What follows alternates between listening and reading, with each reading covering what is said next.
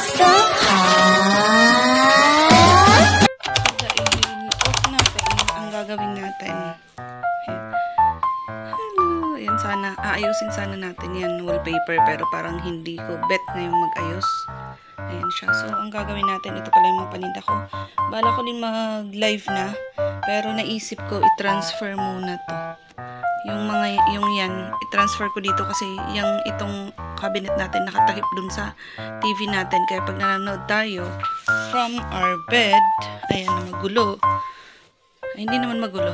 Ayan o, nakaayos pa naman. Tapos yung mga stuffed toys natin, ilipat ko na lang ito dito. Tapos ayusin muna natin yan. Pagka naayos na natin yan, maliligo na tayo, din mag-start tayo ng vlog. So, yan. Off natin, pero cleaning time and fixing time tayo sa bahay.